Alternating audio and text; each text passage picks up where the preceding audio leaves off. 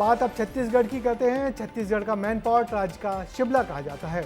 इन दिनों ये शहर सिर्फ अपनी खूबसूरती नहीं बल्कि बीजेपी के सियासी मंथन की वजह से सुर्खियों में है। पार्टी के राष्ट्रीय अध्यक्ष जेपी नड्डा की मौजूदगी में 3 दिन का प्रशिक्षण शिविर यहाँ चल रहा है। वैचारिक घमासान से लेकर रणनीतिक दिशा तय करने तक मैनपाट बीजेपी की मास्टर क्लास का केंद्र बन गया है। वहीं जेपी नड्डा सांसद विधायकों को आज दिन भर नसीहत देते दिखाई दिए। हमारी ये रिपोर्ट देखिए।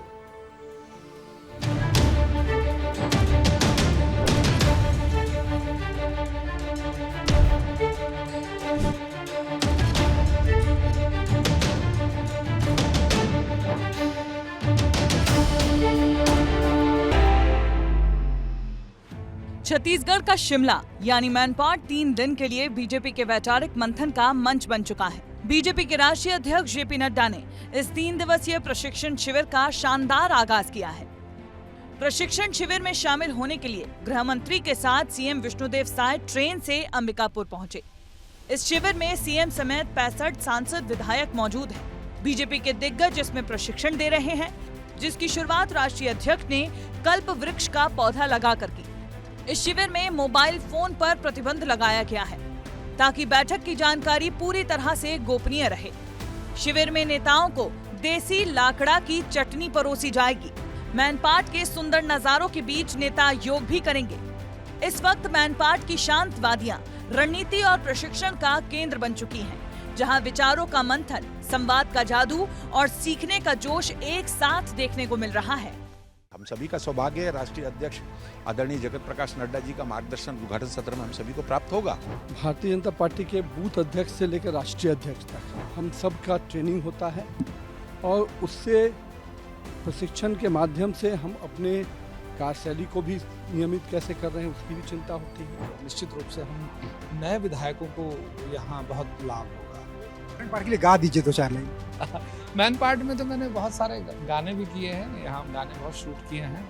यहाँ के लिए तो एक ही गाना मुझे याद आता है हिंदी का कि ये हंसी वादियाँ ये खुला आसमां आ गए हम कहाँ। प्रशिक्षण के माध्यम से कार्यकर्ताओं की योग्यता क्षमता में वृद्धि करना, राष्ट्रीय अंतर्राष्ट्रीय स्तर पर क्या चल रहा है, हमारी सोच क्या होनी चाहिए, ऐसे विषयों पर यहाँ चर्चा होगी। ये 3 दिन का वैचारिक मेला यहीं खत्म नहीं होने वाला है। इसके कुल 12 सत्र होंगे।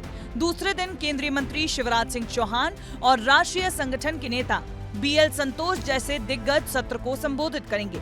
पार्टी की रीति नीति से लेकर जनप्रतिनिधियों की जवाबदेही तक हर मुद्दे पर गहरी बात होगी।